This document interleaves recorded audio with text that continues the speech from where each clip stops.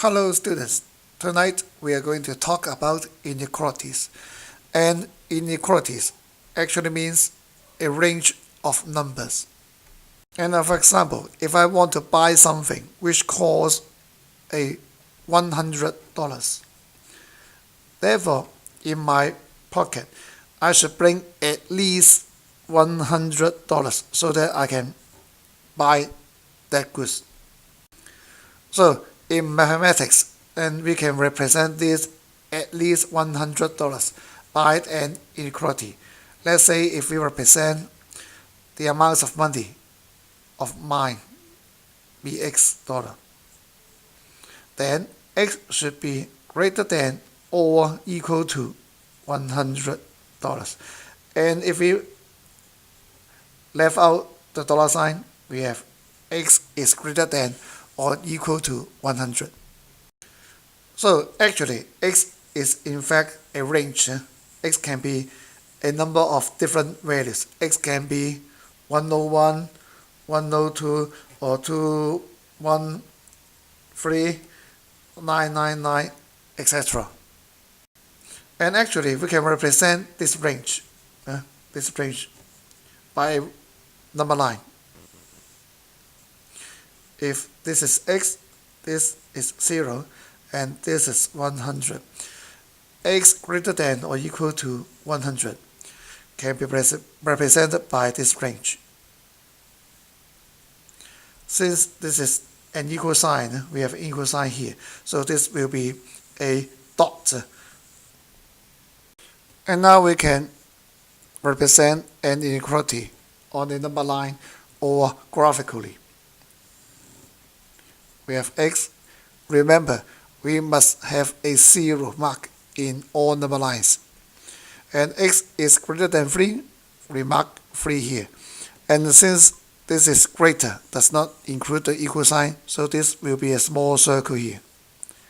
X is equal to 3 can be represented in this way on a number line. And let's look at another example.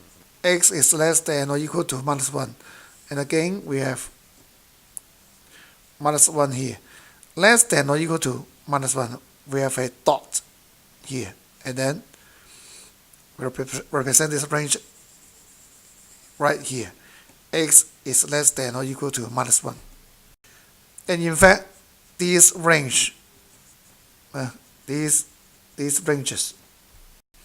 we can always find a number inside this range which satisfy this inequality. For example, we can find minus 2 here. Minus 2 is inside this range.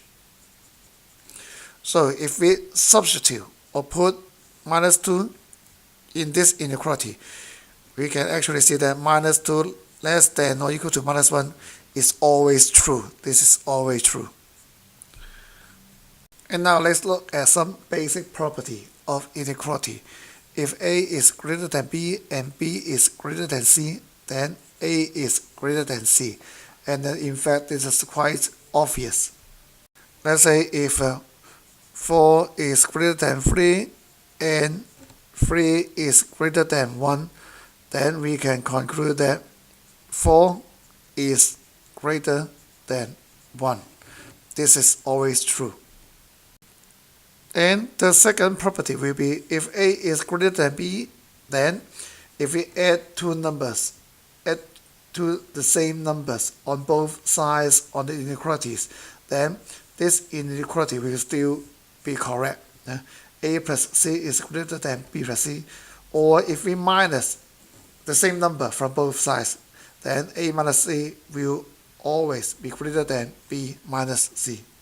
And then we can look at a very simple example. If, again, 4 is greater than 3, if we add 1 to both sides of the inequality, then this will become 5 is greater than 4, and this inequality is still correct.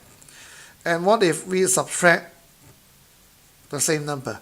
Let's say if we subtract 2 from both sides, then we have 2 is greater than 1, and this is still okay. And the third rule will be on multiplication. If A is greater than B and c is a positive number, then a times c will also be greater than b times c. But things will be quite different if c is a negative number. C is less than 0. Then AC will be less than BC, B times C. And notice that in this case, the direction of the inequality sign has changed, has turned in the opposite way. We can illustrate this by looking at some simple example.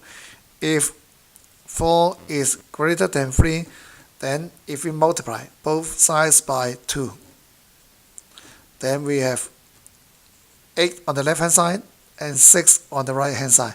And we can see that 8 is still greater than 6. This is always true, since the factor is a positive number. But what if we have a negative number? If we multiply both sides by negative 2, then the inequality becomes minus 8 on the left hand side, and on the right hand side we have minus 6. So if we insist on the direction of the inequality, we have minus 8 greater than minus 6, and this is quite ridiculous, because in fact the left hand side is smaller, the right hand side is bigger. So we have to change this to less than, so that to make the inequality, to make it right again, minus 8 should be less than minus 6. So we have to be very careful about multiply both sides by a negative number. And in fact, this also works for division. If we divide both sides by a negative number, we should always change the direction of the inequality sign. And we can simply take another example. If we divide both sides by minus 1, then the left hand side becomes minus 4 and the right hand side becomes minus 3. And therefore, if we insist on the direction of the inequality sign, then this inequality is no longer true. Therefore, again, we have to cross this out. And since we divide both sides by minus 1, we have to change the direction of the inequality sign here. So we have a very important conclusion here. If we multiply both sides by a negative value, then we have to always change the direction of, this should be of the inequality sign. And the last rule will be if A and B are both positive numbers and A is greater than B, then 1 over A will be less than 1 over B. And this is called the reciprocal also. We can easily illustrate this by using a very simple example. 3 is greater than 2 and both are positive. If we apply the reciprocal on both sides, then left hand side becomes 1 over 3 and the right hand side becomes 1 over 2. And of course, it will be ridiculous for 1 over 3 to be greater than 1 over 2. So we have to again change the direction of the inequality sign. And in this chapter, we always come across some verbal expression of an inequality. And in fact, we have to convert this expression, this verbal expression, to a mathematical form. For example, x is greater than or equal to 3. We have to write this in this way. X is greater than or equal to 3. Y exceeds 100. Therefore, y exceeds means 超過. Therefore, y should be at least or exceeds 100. Therefore, y will be greater than 100. And in this case, the equal sign should not be included here because exceed does not include equal. And in fact, the term exceeds can also be replaced by the word at least. Y is at least 100. And the third one, P cannot exceed 8. Cannot exceed. And therefore, we have to write P is less than 8. But can p equal to 8? And the answer is yes. P can be 8, because if p is 8, x cannot exceed 8. This is true. X will not exceed 8 because they are just equal. So b is less than or equal to 8 will be the correct answer. And the last one, the minimum value of n is 20. Minimum. Therefore, n should be at least 20. Therefore, n will be greater than or equal to 20. We have to always be careful about whether we have to include the equal sign, in the inequality. And our last example will be quite tricky. Given x is greater than 100, find the range of x plus 10. And at first, it seems obvious. X is greater than 100. Therefore, find the range of x plus 10. We can simply add 10 on both sides of the inequality.